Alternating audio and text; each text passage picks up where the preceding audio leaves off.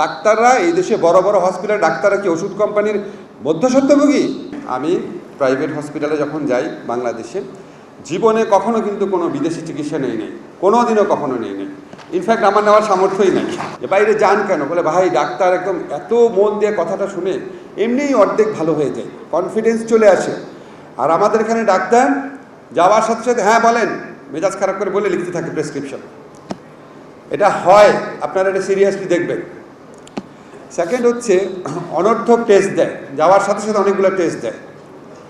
আমার বাসায় যে গরিব ছেলেটা আমার হেল্পিং হ্যান্ড হিসেবে কাজ করে, এখানে ঢাকার একটা হসপিটালে গেছে, তার 14টা টেস্ট দিয়েছে। পরে রাগ করে সে ময়মনসিংহ চলে গিয়েছে, টেস্ট ছাড়া ভালো হয়ে ফেরত আসছে, ওখানে পরিচিত ডাক্তার ছিল। এই অত্যাচার বন্ধ করেন।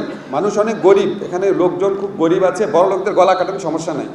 পৃথিবীতে কোন জায়গায় হসপিটালে প্রাইভেট ক্লিনিকে সবসময় ওষুধ কোম্পানির প্রতিনিধির জন্য নির্দিষ্ট টাইম থাকে ডাক্তারের? আপনারা বলেন পৃথিবীতে অন্য কোনো দেশে থাকে? খসরু ভাই থাকে? তা আপনারা ওষুধ কোম্পানির দালাল। ডাক্তাররা এই দেশে বড় বড় হসপিটাল ডাক্তাররা কি ওষুধ কোম্পানির মধ্যস্বত্বভোগী? কোন জায়গায় নামান আপনারা নিজেদেরকে?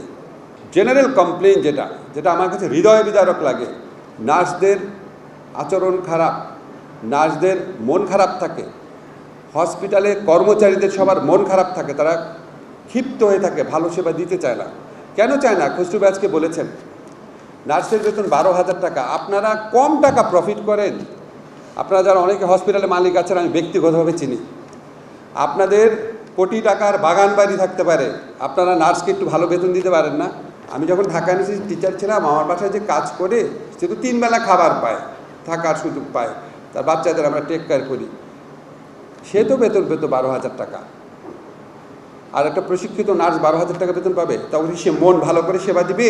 এই যে খসরু ভাই বলে গেল যে আপনারা প্রফিট করেন কিন্তু ন্যায্যভাবে করেন,